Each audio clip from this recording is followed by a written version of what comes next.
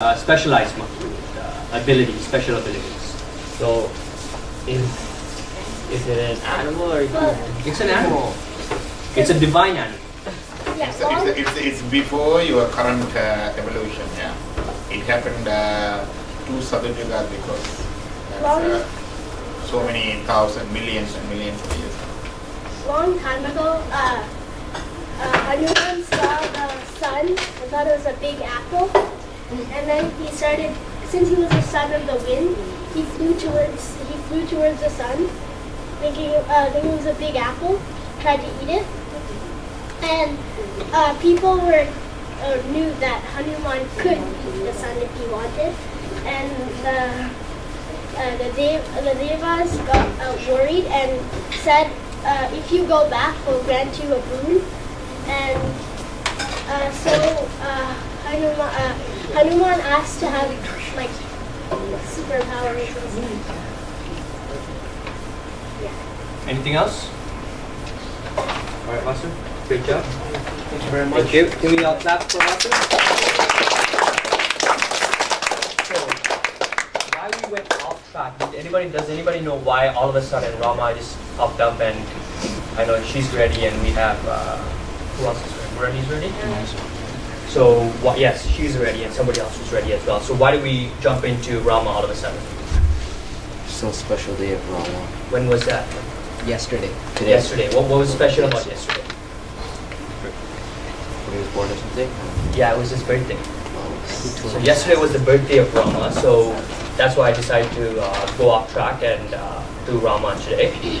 Rama basically came for two things I like about Rama. In his life, he only had one of three things, right? First is his word. If he gives his word, or anybody in Rama's family, they never go back on their word. Or soul, right? So if he makes a promise to you, if he says, I'm going to do this, like he said to his father, I will go to the forest. Even when everybody came and asked him, he didn't come back, right? Oru il, which means one wife. Rama's dad had 3 wives, right? In Rama's time, he could have got married as many times as he wanted. But Rama said, no, I'm only going to get married once. The third is Oru bil. So if you wanted to kill somebody, if you wanted to accomplish something, all he needed was one bow. He takes that bow, he can do anything with it. Also, with his bow, it never goes wasted. Once he puts it on his archery set, he will fire it on something. It will not go wasted. So that one bow is all he needs to get rid of anything he needs, anything he wants to get rid of. So how can we apply that to our lives? Or soul? What you say, guys? Think of you as no different than Rama. He was a human form. You guys, when you give your word to somebody, do not go back on it. Like Vasu today, he told me he'll do this, and he went ahead and did it. Right? Kudos to that. So anytime you guys make a promise regarding our presentations to your friends, to school, assignments, midterms, tests, whatever it is, do not go back on it. Do not go ask for extensions. Do not give excuses. Once you give your word, that's it. Are we clear with that? Oruville. Let's go to Oruville, the third one. So once you have one goal in mind, don't change it. If this is what you're aiming for, go for it. Do not give up. Right? It's really easy to say, this seems too hard. I don't want to do it. Right? We all have that in life, right? Oh, this is too hard. I'm not going to do this assignment. This homework's too hard. I'm not going to do it. Right? No one does that here? This is, this task is too hard. This game is too hard. Nothing? You guys are all like perfect at doing what you set out to do? Yes. Because even what I've set out to do in life, I'm not doing Straight right A's too. now. Right? And there's a lot of people like that. Right? So we all have those stages in life where we want to accomplish something and we do not do it. But in Rama's life, when he does want something, he goes for it, he does it. That's what we can relate with the will. Or ill is, guys, do not get married more than once. It's a crime in Canada, so that's not too much of an issue. And after you're married, be faithful to whoever you're married to, guy or girl. I don't think we can say that. I think Lambo should say that because We're still unmarried, so. But yeah, I'm hoping the story of Ram inspired me, and even Darshan asked all of a sudden. For my birthday just passed, so guess what Darshan decided to buy me? A statue of Rama. right? And he said, I don't know how you're so involved in this, but this is what you want, this is what you can get, right? So this story inspired me, and if you watch the videos of it or if you start reading into it, you'll learn, there's a lot to be learned, not just on the story of Rama, but a lot of things regarding our religion, about all the famous sages that lived, and even the terrible demons that existed. Also, another thing we can recall from Rama's incarnation was to put out evil, right? That was pretty obvious, right? Anyone think he did the bad thing by killing Ravana? Just remember, guys, Yes, sir. Ravana is our ancestor, right? He was the king of Sri Lanka. He was the king of Sri Lanka, yes. He was our ancestor. We are descendants of Ravana. Keep that in mind when you answer this question. What evil people? I'm not saying that. I'm just saying the people of Ravana.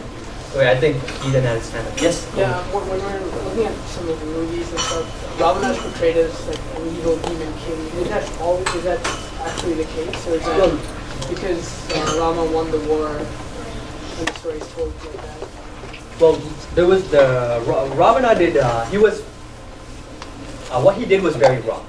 He kidnapped abducted somebody else's wife, and forced her to be his wife. Right, even though he was married and he had a queen and he had a palace and he had everything he can ask for. Right, so that was wrong. And he was doing a lot of terrible things, like when there's sannyasis doing their homams and all the havans and stuff. These demons will come, they'll throw blood, they'll throw bones, they'll rain on the parade, they'll make sure it doesn't happen, right? So one of the reasons why Rama had to kill Ravana was that puts an end to this injustice, so all these sannyasis and can do their prayers, all the devas can live in peace, right? Yes? But to tell the truth, can you name me at least one person who never did something good in their life, right? Well, no, we're not. Like, he himself was a great devotee of Lord Shiva, Ravana. So, what's the point of killing him? But he didn't. If he did a lot of bad, but like, there's so much people who do a lot of bad, but even if they do a bit of good, why destroy their life automatically? Well, he was a devotee of Lord Shiva, but he was worshipping God for the wrong reasons. He wasn't worshipping so that he can be uplifted spiritually. He wanted some special powers to get rid of his enemies and make sure that nobody could kill him, right? So he had all the wrong intentions and he was worshipping God. So even if you're worshipping God with the wrong intentions, he'll give it to you, but when the time comes, he'll destroy you, right? That's one of the things you should learn as well. If you want to ask God for, for your friends to fail so that, you can pass your exams that look like you're smarter than them, God will give it to you, but it's not the right thing to ask, and when your time comes, God will show you what you did was wrong. That's what happened to Ravana here. But he may have done some good things, but he did some very negative things. The very bad thing Ravana did was just desiring another person's wife and kidnapping her against her wish and forcing her to marry him. I think that by any standard, that's wrong and unethical. That's a heinous sin one can commit. Okay, desiring another person's wife is a heinous sin, and kidnapping and taking her into your possession another sin, and again her will, forcing her to marry you is another heinous sin. So those three great sins is culminated in all these bad things, and that will end start with. Yes. Anything else? So yeah. You're asking me a question? You should be an expert on this topic. Is Darwin here? But, Okay. does Rama get any bad karma for killing many warriors that were doing their duties during the war? But he was also doing his duties. He killed a lot of demons, right? And Rama himself was God on earth, and God does not. There is a thing. Any people goes on the war, whether it's the right yes or wrong before, they get sins, because even without their knowledge, they kill many people who are not directly fighting. They may kill the children, they may kill the women, they may kill so many living beings and disrupting the routines and causing scarcity of the resources, disturbing the transport and so many systems. So it accumulates sin. But after the war, they do special prayers and yajnas as a prayashita, as an atonement. That's one thing. And the greatest thing they do, the Rama did he established 3 temples for get rid of these sins. One is Rameshwaram. When you go to India, you can see the southern tip of India. You can see the Rameshwaram temple along the coast of the coastal area. That's a great Shiva temple established by Rama. Still you can witness that. And the Shiva Lingam made out of the mud by Rama and Sita. Still the mud lingam is there, so they don't do the Abhishekam directly onto the lingam. And another one is Vedaranyam. That's also a coastal area. Another one is a Pattishwaram. So he established 3 Shiva's temple as instructed by his guru Agastya, sage Agastya. So he did all the atonements and other things, even though he was an incarnation, just to show us the path, what to do. No human made that statue. It was a god statue that was made. Pardon? That the mud statue.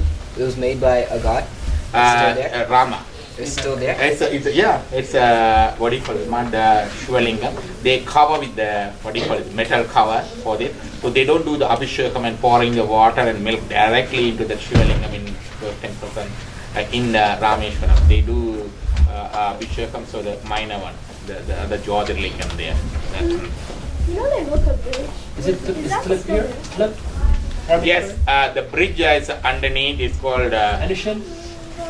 Adams Bridge. And satellite pictures still show the Adams Bridge underneath the water.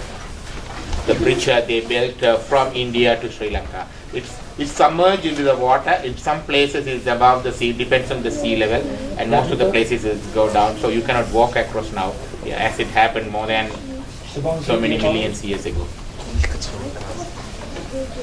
They named it this. Sharuga? Yes, you have a question? Sharanjan Jayapal? Last one. Okay. Well, in the story they said that the people in Sri Lanka who were with Ravana were Archers, so are we considered Archers too? In that case, We are descendants of Sri Lanka, but does that mean we're descendants of Archers? What's that? are we descendants of Arakars? Because Sri Lanka was Ravana's. No, that's a famous saying. That's not true. We have what do you call it? Actually, Ravana was descendant of a great rishi called Pulasthya, sage Pulasthya. So our lineage doesn't give much merit. Only what we do, action. Even though Ravana was a Brahmin and he was a grandson of sage Pulasthya, he did many wrong things. So we are not lineage from the Rakshasas. We don't see that. Even we are lineage from the. I met people who are direct lineage from Krishna, and I was in Regina. Their names end in their group there and things, and I think Geetan learned from them, right?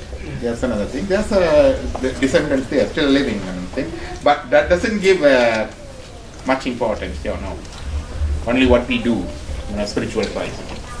But that's kind of how your beliefs, or in this case, where you're from means nothing, just your behavior does. Make sure your behavior reflects the fact that you're coming to this class and you're learning something and you're able to apply it. Just coming here, sitting here, nodding to me what I say, and going back and doing things your old ways really doesn't mean much to me, doesn't mean much to us. When you go back out and you live that example for other people to say where are you learning this, who's teaching you this stuff, that's what gives us the success, not the head count here, not if we have 500 kids, because when Krishna told Bhagavad Gita to Arjuna, there's only one person, so quantity matters absolutely nothing to me, it's just quality, how we can transform all this. Alright, so Any questions? Any questions? Right, step in. Okay. So, and also Swami Vivekananda said we are descendant of rishis and sages. That's what Swami Vivekananda usually addressed. Right. Well, we're definitely very fortunate to be in this set up and learn all this material at a young age. We met Swami Niyama, and then now we met another great sannyasi. So to be able to learn from them, we are truly blessed. So make sure whatever you grasp from them, you definitely apply and practice. So, and also the lineage comes not only by the generation, father to son. It also comes in other way. What's that? Guru to disciple. That also a lineage. Yes. So our disciplinic message and these things what we receive and what we are giving you is originally from the rishis and sages and from the gods. And ultimately, the first guru, Lord Shiva. So if we receive this message, if we follow that, we are directly connected to that